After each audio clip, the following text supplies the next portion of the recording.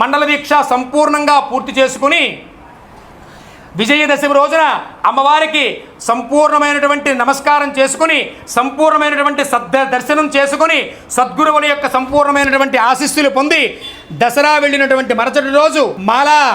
విసర్జన మాల తీసి ఇరుముడి అమ్మవారికి సమర్పణ చేసుకుని దీక్షా విరమణ చేసుకుని సంపూర్ణమైనటువంటి అమ్మవారి అనుగ్రహాన్ని ప్రతి ఒక్క భక్తులు పొందుతారు. మొట్టమొదట అమ్మవారు దేవాలయం జమ్మూ కాశ్మీర్ హిమాలయ పర్వతాల్లో మొట్టమొదట అమ్మవారు వెలవడం, అక్కడ తపస్సు చేసుకునేటటువంటి వ్యాసానంద భారతీ స్వాముల వారికి ఆవిడ స్వప్నంలో కనిపించి పలానా రాజాం పట్టణంలో సద్గురు తమ్మయ్య గురువు గారు ఉన్నారు, వారు దేవాలయానికి కట్టడానికి నిర్ణయంలో ఉన్నారు, నువ్వు వెళ్ళి వారికి ప్రోద్బలం చేసి అక్కడ నిర్మాణం చేయించుని అమ్మవారు ఆ వ్యాసానంద భారతీ స్వాముల వారికి చెప్పడం, ఆ వ్యాసానంద స్వామి వారు వచ్చి తమ్మయ్య గురువు గారికి చెప్పడం, తమ్మయ్య గురువు గారు ఈ పెద్దలందరి చేత రాజాం పట్టణంలో ఉండేటటువంటి భక్త మహాశైలి చేత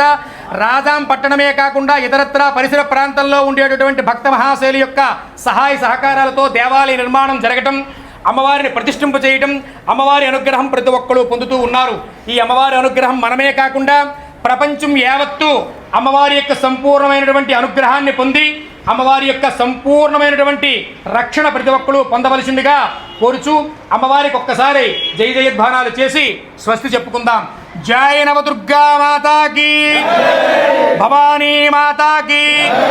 విజయదుర్గా మాతాకి. స్వస్తి.